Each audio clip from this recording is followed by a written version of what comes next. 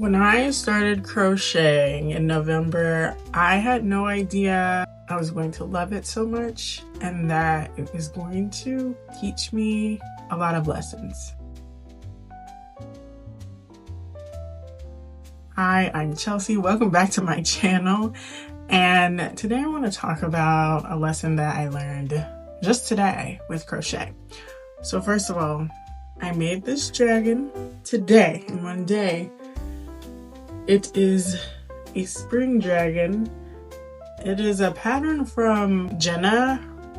Her YouTube channel is Crochet by Jenna. And I made this pattern before at the beginning of the year as a winter version, and I'll put that picture up here. And I said, you know what? I love this pattern so much that I want to make a dragon for each season. So this is a spring dragon. Her name is Sprout, and the winter dragon is named Lucinda. But I didn't just come on here to show you my co-creation and that I'm obsessed with crocheting dragons at this point.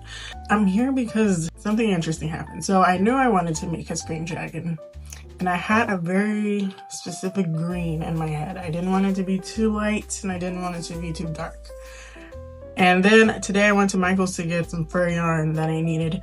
And I was like, you know what? Let me see if I can find a green for the spring dragon, because spring is literally this Friday or Saturday, one of those days, and it's time. So I was looking around and I saw this green, right? It's like the perfect shade that I was looking for, but it was a size 7 and I was looking for a size 6, which I know it's like, isn't that big of a difference? To me at that time, yes. And that's kind of how my mind works, is like, if it's not exact, then it doesn't count. So I searched around again to find other greens. I did find another green that was lighter than this one. That was a size 6, but I was just not feeling that green. And I was like, I really want this green. It's just size 7. And here's my thought process on that. It's a size 7. It's big. I don't want a big dragon. I want it to be the same size as the other dragon I made. And I've never worked with this yarn before, and I don't want it to be super bulky. That's just kind of where my mind went. But as I was about to settle on the other shade of green, I had this voice in my head. It could be the Lord, or it could just be me saying, if you want that green, get that green and make it work.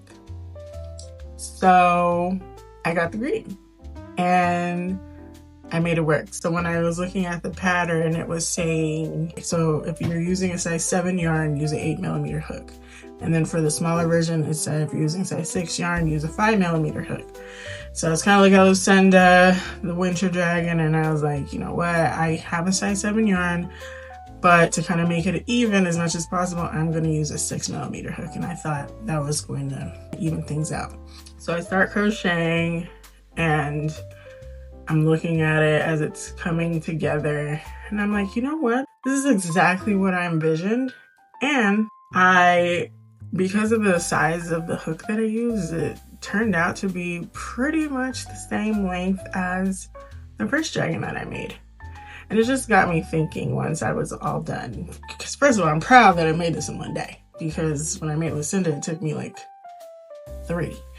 But something that it made me think about is how we sometimes pass things up and pass up opportunities because it doesn't look exactly how you thought.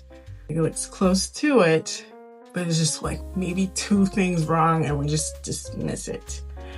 And if I would have done that, I would have either went searching for another green out there in the abyss, or B, settled for the shade of green I didn't want. And it just made me think about how we prolong our problems and our situations that we're in just because the solution that God is giving us is not the solution that we had in mind. It's unexpected. It's not what you were thinking of when you thought about the vision of how you're going to get out of your situation or how you were going to get to a certain situation. And I want this to be a reminder today to ask yourself, what is something that you are believing God for?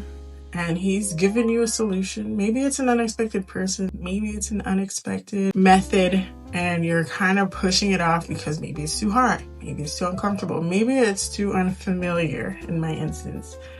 But because you're pushing it off, you are also blocking your blessings, and you are avoiding the beautiful product that comes out in the aftermath of it all. So take some time to reflect and see what that situation is in your life, and maybe look at it with a new perspective and take a chance on that thing that God is nudging you towards so that you can get to where you want to be. And if it's in His will, of course. Thank you for watching. That's lessons from crochet. I've learned so many lessons. I'm going to probably do more videos about this, but that was the lesson I got for making Sprout today. Shout out to Crochet by Jenna. Please go check out her channel. She's my favorite crocheter, and her patterns are super easy to follow, and they come out looking so cute. So check her out. Bye.